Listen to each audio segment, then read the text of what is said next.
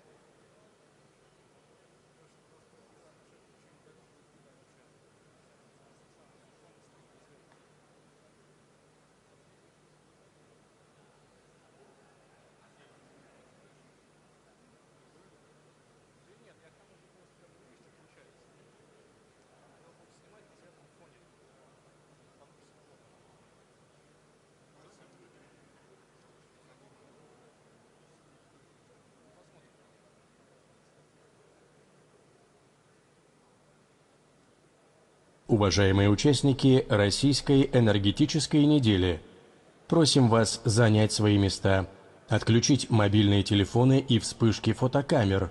Пленарное заседание начинается. Dear Russian Energy Week participants, you are kindly requested to take your seats, switch off your mobile phones and disable the flash setting on your cameras. The plenary session is starting now.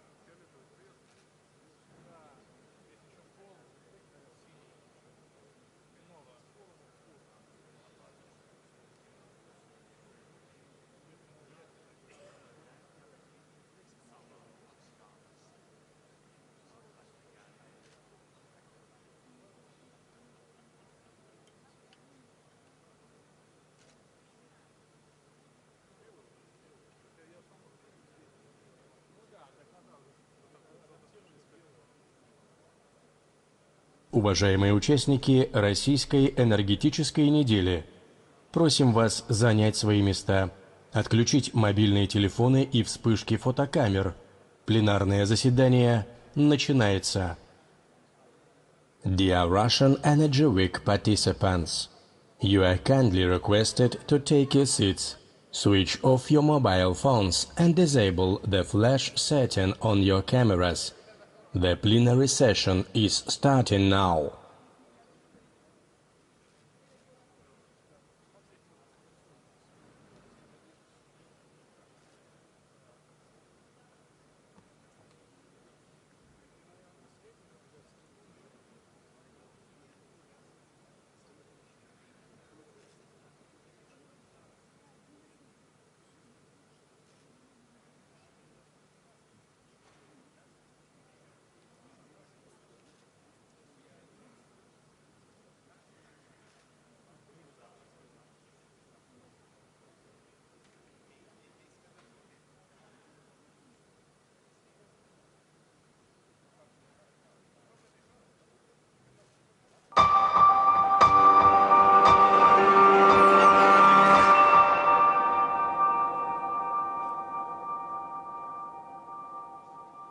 Еще вчера люди рисовали себе картину прекрасного будущего, в котором жизнь на Земле будет поддерживать зеленая энергетика, а традиционные источники энергии постепенно отойдут на задний план.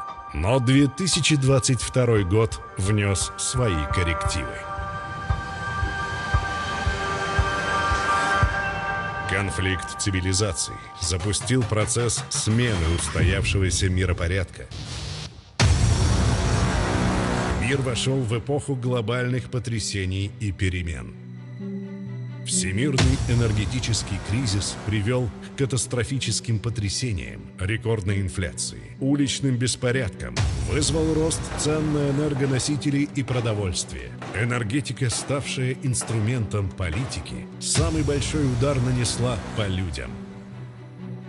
Мем «Зима близко, время переезжать в Россию» становится как никогда актуальным для Европы.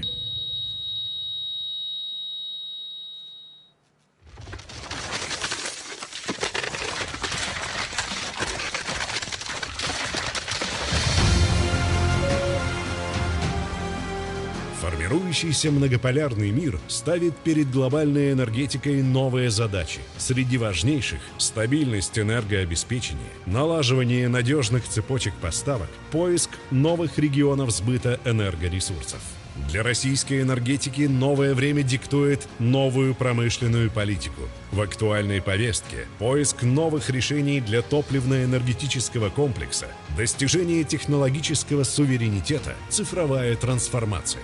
Мировой топливный кризис подтвердил важность сохранения традиционных источников энергии и роль России как энергетической сверхдержавы в глобальной энергетике нового многополярного мира.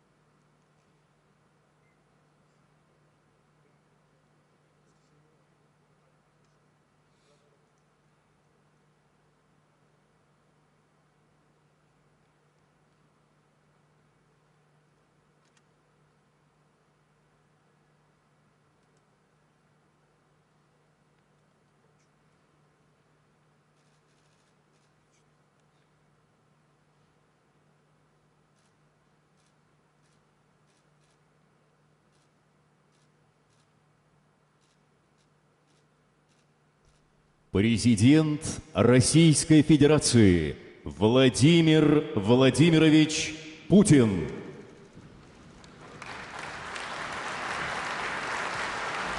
Спасибо. Прошу вас. Прошу вас. Добрый день, дорогие друзья, уважаемые дамы и господа. Я приветствую участников и гостей Российской энергетической недели, признанной авторитетной площадки для диалога по ключевым темам глобальной энергетики. Такое прямое, открытое. Frank and open conversation is what we particularly need now, that global economy, on the whole, the fuel and energy sector are going through an acute crisis provoked by energy price fluctuations and an imbalance between supply and demand, as well as an outrightly disruptive action by certain market participants who are guided exclusively by their own geopolitical ambitions and seek open discrimination of the market, and if it doesn't work, they simply eliminate the infrastructure of their competitors. In this particular case, I'm talking obviously about the subversion on the downstream pipelines Nord Stream 1 and 2. There's no doubt it was an act of international terrorism aiming to undermine the energy security of a whole continent. The calculation behind it was quite cynical: to block and destroy the cheap energy sources and deprive millions of people and industrial consumers of gas, heat, power and other resources, and force them buy all of these at much higher prices, to force them to do so. Attack against the Nord Streams was a most dangerous precedent. It shows that any piece of critical transport, energy or communications infrastructure is at risk now, regardless in what part of the world it is, who operates it, and whether it is an offshore or offshore infrastructure. Well, I wouldn't like to speak about it at the energy week. It is not directly related, but at the same time I can't but mention that the terrorist attack against the Crimean Bridge committed by Ukrainian special services is an example, a proof. I mentioned already that the Kiev regime has long been using terrorist methods. It plots political assassinations, ethnic cleansings and reprisals. They upload it on the internet, realize it was a mistake and delete it. But everything is stored on the internet. Nor do they stop at nuclear terrorism. I'm talking about shellings at the Kursk and Zaporozhye NPPs. Attempts to explode the Turkish Stream pipeline is on the same list. All these facts are proven and duly documented.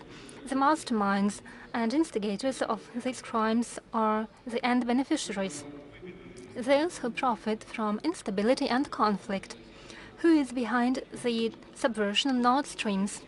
Obviously, the one who seeks to finally cut off the ties between Russia and the EU, seeks to finish off and undermine the political subjectness of Europe, weaken its industrial potential and control the market. And definitely the one who is technically, let me stress it, technically capable of performing such explosions, and the one who has already resorted to such subversions and was caught red-handed but remained unpunished. The beneficiary is obvious, and I think I don't have to go into detail here. The geopolitical importance of the remaining gas systems becomes particularly important. They go through Poland, Yamal Europe in particular, through Ukraine. There are two pipelines. It's what Russia, back at the time, built for its own money, and definitely the US, that can now supply energy sources at high prices. As they say, in decent societies, highly likely it's all clear. We understand, we know who is the beneficiary, who is behind all this. Now they can impose on European countries large volumes of the natural gas from the US that can't compete with Russian pipeline gas, because prices for the US LNG is much higher. Everyone had known it before, and now particularly. But there are additional risks apart from the prices. The risk is that these supplies are unstable and at any time they can be rediverted to other parts of the world. That's what we have witnessed. And quite recently, when US tankers shipping LNG to Europe turned halfway and changed their points of destination because owners of the LNG were offered a higher price elsewhere. The interests of European consumers were neglected. Let me also remind you who, back at that time, lent a hand to Europe and increased gas volumes to Europe.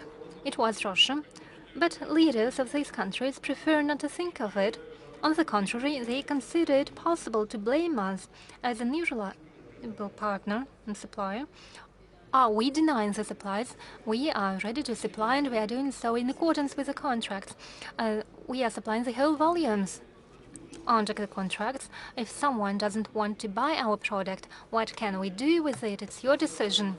On many occasions did I stress that the Nord Streams have no political aspects whatsoever.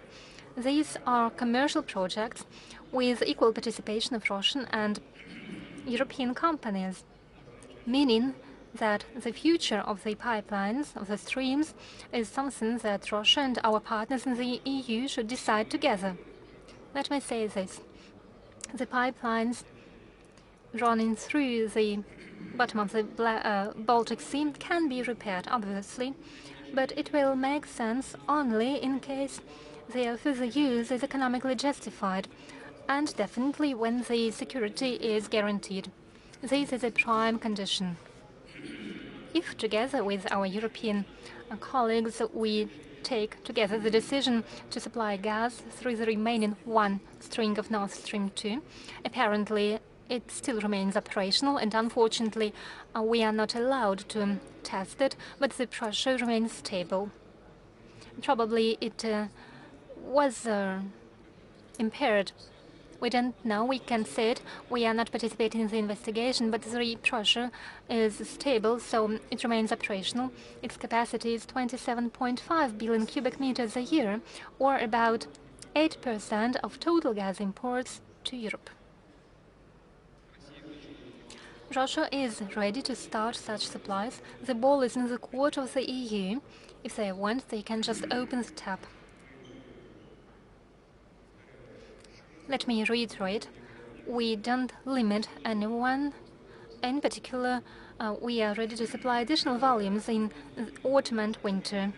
More than once, including from the platform of the Russian Energy Week, did I elaborate on the root causes and nature of this crisis, including excessive obsession with renewables to the detriment of hydrocarbons. Well, definitely, one should deal with renewables, sun, wind, power and hydrocarbons and tide power, but we should do it in coordination with the volumes that are consumed today and the tempos of the global economy and the demands for energy resources and the level of technological development. But for political motives, one shouldn't run ahead. But that's exactly what they were doing, and so there we are. And rollback of nuclear energy is in the same list. A shift from long-term gas contracts to the spot prices is another example. Experts estimate that this year alone, the spot price building mechanism for gas will incur in Europe a loss of over 300 billion euros, or around 2% of the Eurozone GDP. This could have been avoided if long-term oil-linked contracts had been used. The difference... professionals are assembled here, you understand what I'm talking about. The difference between the spot market and the long-term contracts, the prices under the contracts, is 3 to 4 times. Who's done it? Was it us? No. They have imposed it on us.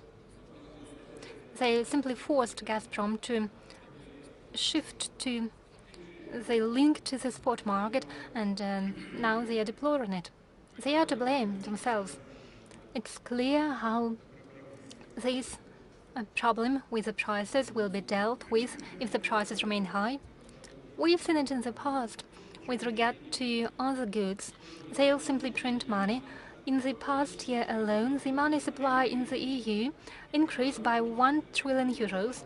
But the problem is that for this money, Europe, just in the case, as in the case of other goods like food, will buy up gas from the world market. Hence, the Romanian countries will have to pay more for these resources.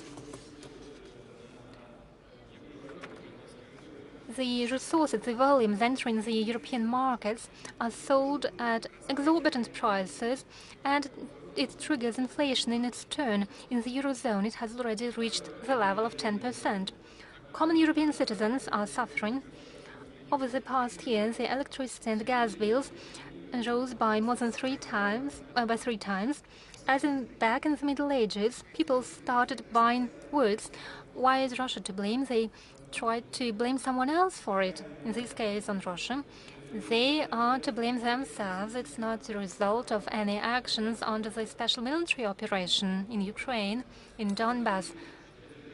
Not in the least. It is a result of the erroneous energy policy throughout the past years. The growing costs hits local industries. For some goods, there is a double-digit decrease in the production output. Deprived of affordable energy resources from Russia, European businesses are forced to close or look for better conditions in foreign jurisdictions. This process is ongoing. Here, I cannot but refer to some statistics.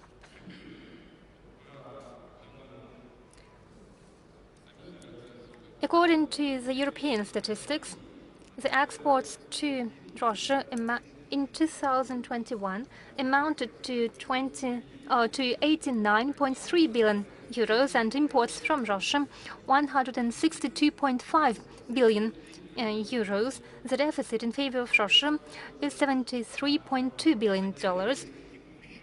And in the first month of this year, it increased up to 103.2 billion euros. Why? We are selling our goods. We are ready to buy European production, but they don't sell it to us. They imposed a ban on certain groups or categories of goods, hence the shortage. Why are we to blame? We sell what they want to buy. On market prices, for market prices, we are ready to buy, but you are not selling. So the shortages are growing. Well, we are not to blame. You shouldn't abandon the cooperation with Russia. And let me also say this. European officials of the top level are stressing themselves. The European well-being of the past decades was largely based on cooperation with Russia. The repercussions of the partial ban on Russian goods are already affecting the economies and citizens of Europe, but instead of working to regain their competitive advantages, their own competitive advantages in the form of cheap and reliable energy sources from Russia, the Eurozone countries only exacerbate the situation. In particular, they decided to put a price cap on crude and refined oil from our country. It's not what the EU is doing, also the US. They plan to start applying it in December. In this quote, in this context, let me quote the American economist, Nobel Prize laureate Milton Friedman. Quote, "If you want to create a shortage of tomatoes, for example, just pass a law that retailers can't sell tomatoes for more than 2 cents per pound. Instantly, you'll have a tomato shortage. It's the same with oil or gas." End of quote. Let me remind you, Milton Friedman died in 2006. He had nothing to do with the Russian government and can't be considered as an agent of Russia. This might seem a banality, but the leadership of some European countries, as bureaucratic top, ignore these obvious considerations. On someone else's order, they deliberately pursue the policy leading to deindustrialization of their countries and decreasing the quality of life of their people. This will entail irreversible consequences. It should be crystal clear, if the price of oil from Russia or other countries is restricted, if some artificial price caps are introduced, this will inevitably deteriorate the investment climate in the whole global energy sector. It will further trigger growing global deficit in energy and further price growth. And once again, it will deal a blow to the poorest states primarily. These are inevitable consequences that are clear, and the world-renowned experts, and I've already quoted them, talked about this all the time.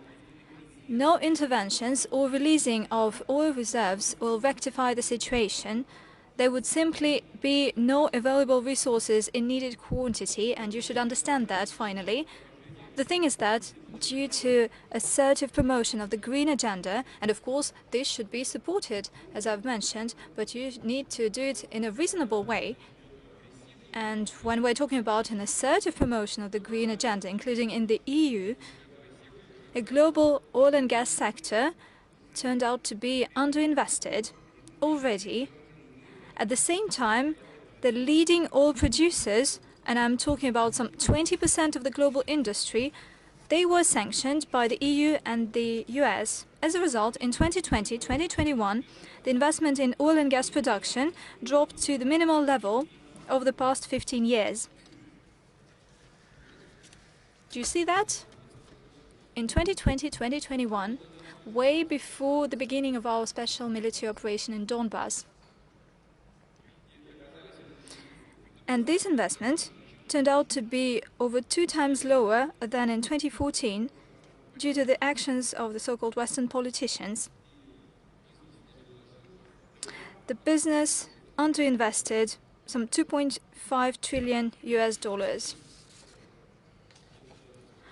I will mention it in particular, but what does the OPEC Plus decision have to do with that? The OPEC Plus decision is aimed at balancing the global market, but they found this scapegoat, and it's not quite clear. They hide their mistakes behind that, but I will tell it additionally.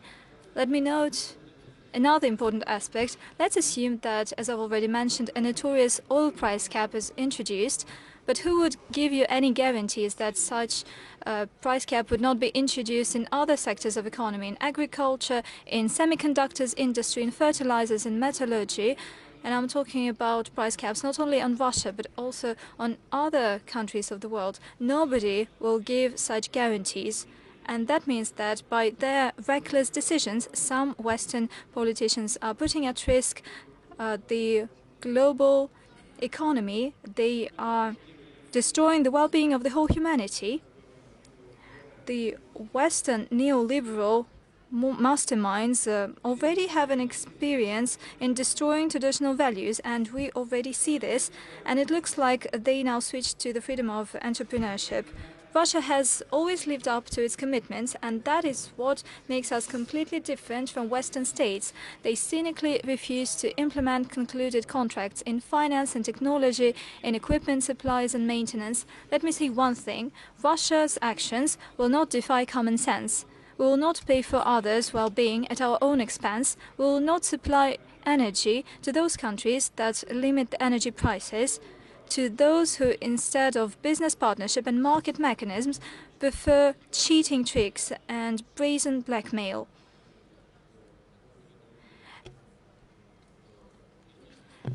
And we've been living in this paradigm, political paradigm, for over a decade. And let me say that we will not act to our detriment.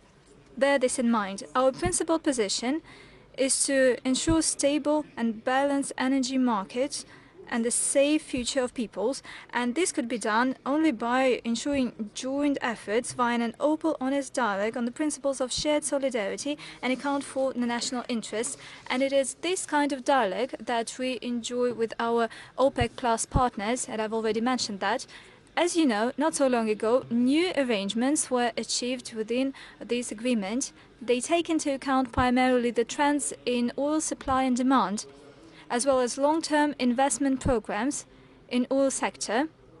As I've already mentioned, this sector has been underinvested clearly. In October, the oil output quota for our countries will remain at the August level, and later on it will be reduced by 2 million barrels per day. We expect that these decisions will suit both the oil producers and the oil consumers. Having said that, the OPEC Plus partners will certainly continue coordinating their actions to ensure stable and predictable oil markets. And the experts understand that the issue of predictability is key here. Dear colleagues, Russia is one of the key participants to the global energy market in terms of oil and gas production and export, in terms of volume of electric power generation and coal mining. Our country is one of the world leaders. Despite the sanctions and the acts of sabotage on our infrastructure, we will not and we will hold our ground. We will continue to ensure our own energy security. We will continue developing ties with those countries that are interested in it. The level of oil output in Russia has already overcome the decline, and it stands somewhat higher than last year. We expect that by 2025, the overall volume of oil export, just like oil production in our country, will be preserved at the current level. Over the past decade, Russian oil production has been mainly largely dependent on foreign equipment, but by 2025 we expect to increase the share of Russian equipment in the industry to 80%. Hence, although Western companies left the Russian market, we will be able to ensure the needed volume of oil output. As for the Russian gas, definitely we will release our goods to the global market. Such projects as the Power of Siberia and Turk Stream prove to be efficient. With regard to the domestic Turkish market, we have a Blue Stream pipeline, and 14 billion cubic meters of gas are being transited via the Turk Stream. It's not a lot, but still it's enough. So what should I say in this regard? This lost level of transit via the Nord Stream, via the Baltic Sea, could be shipped to the Black Sea, and hence we could ensure that the main routes for the supplies of our oil and natural gas to Europe are ensured via Turkey, thus making a key gas hub in Europe, in Turkey. If our European partners are interested, of course there is some economic interest, and the level of safety is much higher here. High-tech segment of liquefied natural gas is gaining momentum. In August, its production in Russia grew by almost 60%. Yamal LNG plant is operating successfully. It is located in the Arctic latitudes. Our systemic measures to explore the Arctic resource base, to develop northern sea routes and transport ice-breaking fleets are yielding results, and we will continue to further bolster the energy export to fast-growing markets, and certainly we intend to expand the supplies geography. In the near future, we will identify key infrastructure facilities to this end, and we will start constructing them, including such promising projects as the Power of Siberia 2 and the Mongol part of the Power of Siberia 2, Soyuz Vostok, as well as the linking of Asian and European segments of national gas transport system. We will continue to support LNG terminals projects.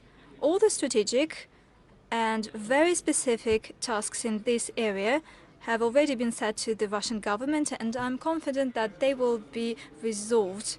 We will also continue turning to payments in national currencies when it comes to Russian energy supplies.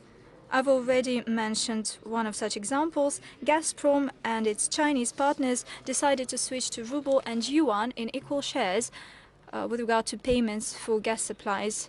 Some of the European partners, as you are well aware, also switched to the payments in Russian national currency, in rubles. Dear colleagues, naturally, Russia has been and will be one of the key participants to the global energy market, but our key task is to ensure that the Russian fuel and energy sector is contributing to the national economy, increasing its competitiveness. It helps develop and ensure the well-being of our regions, cities, settlements. It helps raise the living standards of our citizens. And a separate strategic track is to increase the volume of raw materials processing. We are already implementing large-scale plans in this area, including in the Far East. We have launched the projects to develop large and small-scale petrochemical and gas chemical industry.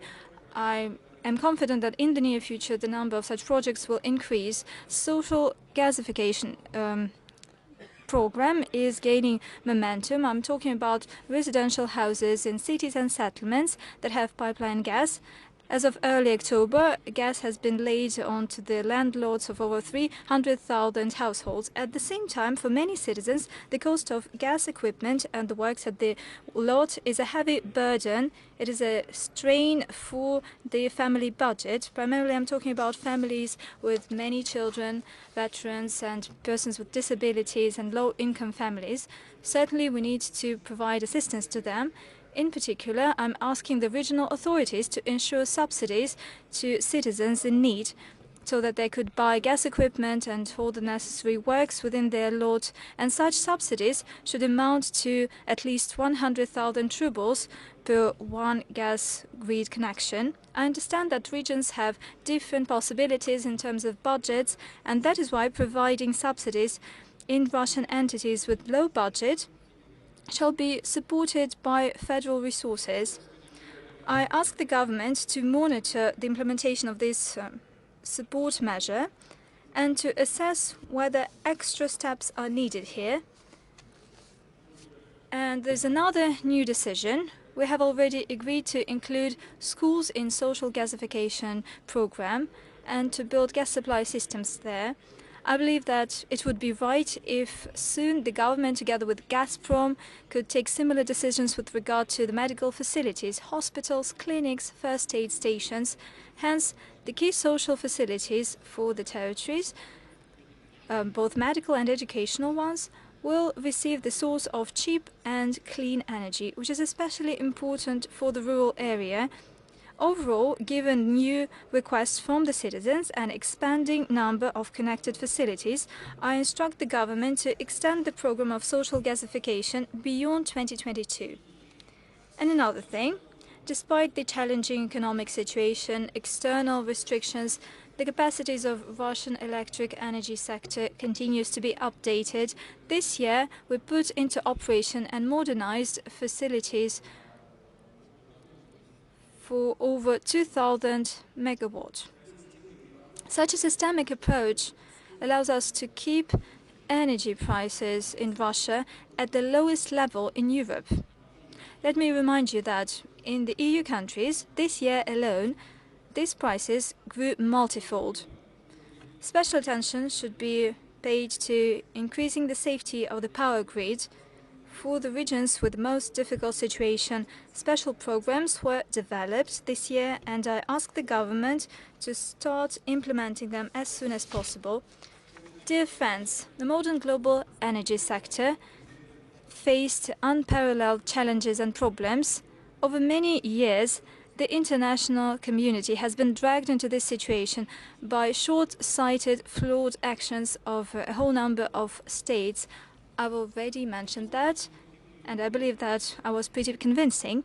The search for a constructive way out of this situation certainly should be the subject of a meaningful expert discussions, namely at the platform of the Russian Energy Week. Let me reiterate, Russia is ready to have a trust-based partnership in the energy sector that would serve the benefit of sustainable development of our countries, and the safe, supply in affordable energy, and we know that such an approach is shared by the overwhelming majority of our partners and the states of the globe. I wish you successful work, and I thank you for your attention. Thank you. I wish you all the best.